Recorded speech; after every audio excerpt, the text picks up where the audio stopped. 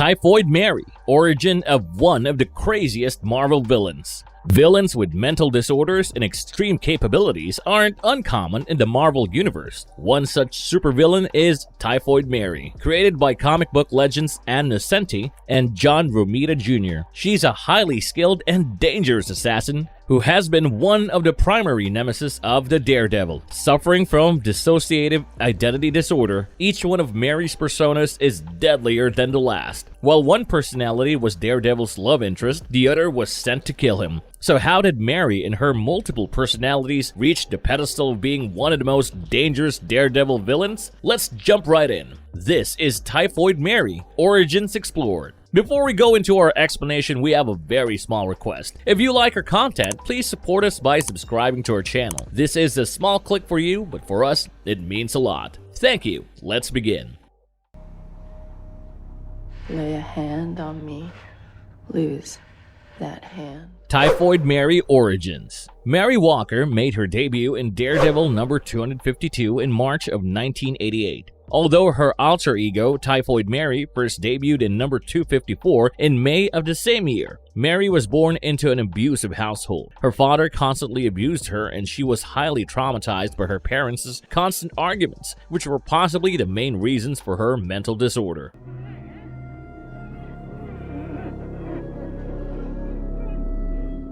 One day, when her father tried to abuse her in her crib, one of her personalities made its first appearance and attacked him. Mary was then taken away and locked up in a mental institution. Eventually, she escaped, found herself in New York City, and tried to become an actress, but the stint didn't last very long and she disappeared into the shadows. Finally, she started working in a brothel as a prostitute and adopted the name Lila. She has a run-in with Matt Murdock before he came to be known as Daredevil when he's at the brothel on the lookout for one of the Fixer's associates. Mary and the other prostitutes come to the aid of the bad guy and attack Matt when Mary is thrown out of the window in the chaos. At this moment, Typhoid, Mary's other personality, takes control, saving her from the deathly fall and vowing never to let a man hurt her again, and begins her criminal journey. Although it was assumed that her personality disorder was caused due to her fall, she later reveals the details of her abuse. Daredevil number 254 starts with Typhoid Mary recruiting a criminal named Rip and ripping through a group of drug dealers for money, but primarily for her twisted amusement. She then does the same to various other gangs and criminals throughout New York City. She even asks Rip to toss the bodies into the streets in the garbage cans, so no one would be able to distinguish them because of the amount of trash piling up throughout New York City, courtesy of the ongoing garbage strike. But ironically, she is praised for her activities and no one stops her, as all her targets had been criminals, and she was making the police's job easier.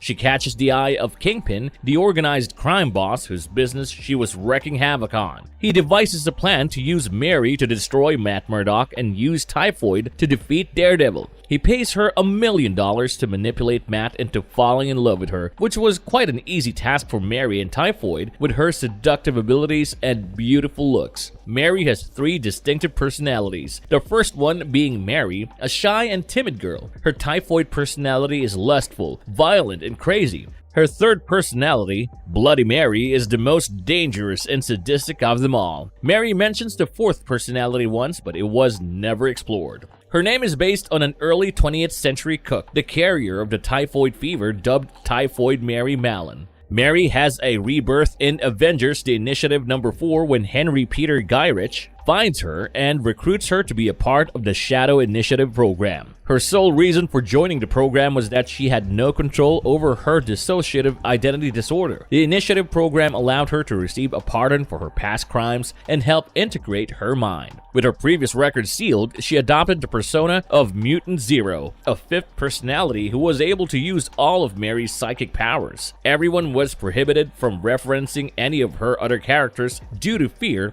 of instability.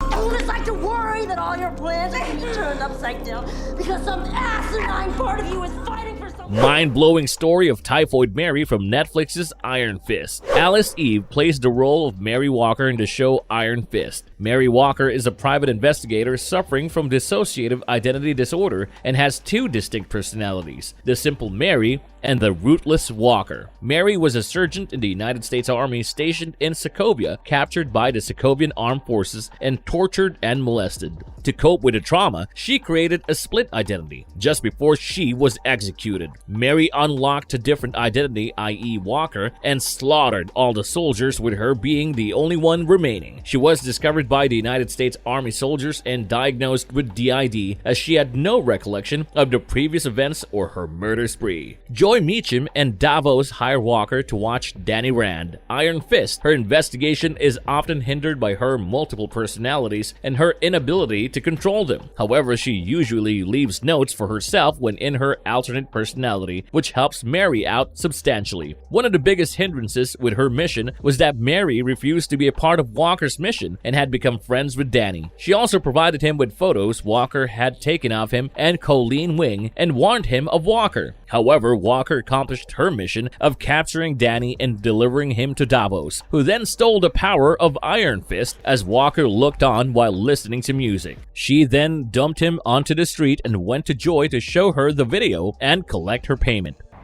Time to wake up, sunshine. Later, Walker is captured by Misty Knight and interrogated in the Chikara dojo, where she then tells them everything about her mission and her personality disorder. They then formulate a plan to defeat Davos and reclaim the Iron Fist. Alas, while fighting Davos, Walker, who is assisting a heavily injured Danny, gets triggered by the falling rain and strobe lights outside. Walker transitions into her Mary persona, who has no recollection of Walker's memories.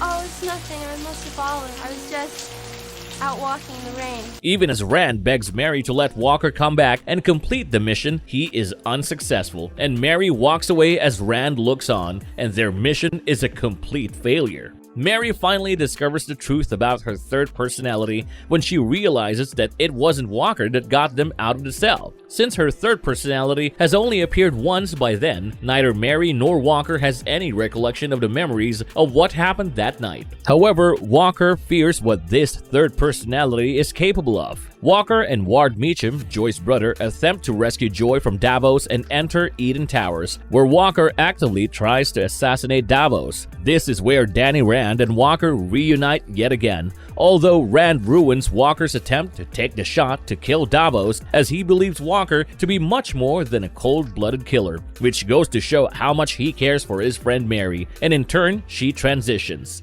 Towards the end of the series, Walker visits Joy Meacham after Davos has been arrested and leaves the money that she had received from her and tells her that as Joy was one of the few people aware of Walker's condition, she could use Meacham's influence and connections to her advantage. On being asked by Joy if she has a say in any of this, Walker mocks her sense of humor and leaves. In the show, Walker has heterochromia, which causes her two eyes to have two different colors, signifying her two personalities. According to Eric Ollison, the executive producer of the third season of Daredevil, Typhoid was supposed to be the main villain of the series, but the show got cancelled, and unfortunately, we never got the fourth season.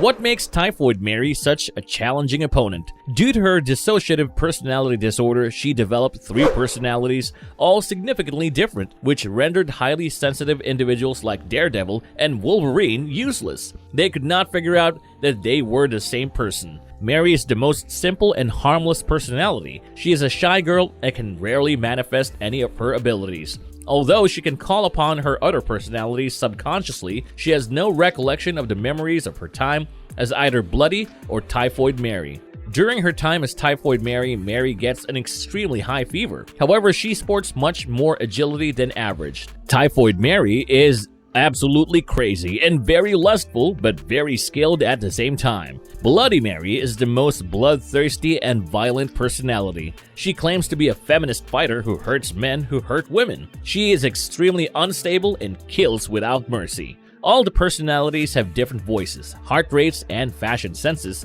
so it works in Mary's favor as Matt Murdock or Daredevil cannot distinguish the differences. She possesses many psionic powers. She can use telekinesis to levitate small objects, which can often be used in battle as she can throw weapons at her targets from a distance and never even have to get close. She is also a pyrokinetic and can set anything in her vicinity on fire. She can manipulate minds and even induce sleep in weak-minded individuals, so if you're strong-headed, you're probably safe from her hypnotic powers. She is trained in various martial arts like judo and has exceptional agility. She can also wield almost every weapon, although her favorite is a machete.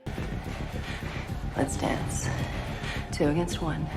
If you even know how to use that blade. Her personality, Mutant Zero, is able to use all her psychic abilities but has to meditate to keep her mind integrated constantly. She is also equipped with an enhanced bodysuit that increases her body strength and is equipped with an arsenal of weapons. In contrast, Walker can't use any of the psychic powers but is an expert tactician and skilled assassin. In the show, she often wields a set of twin machetes and is highly skilled in using them, showing years of training and prowess.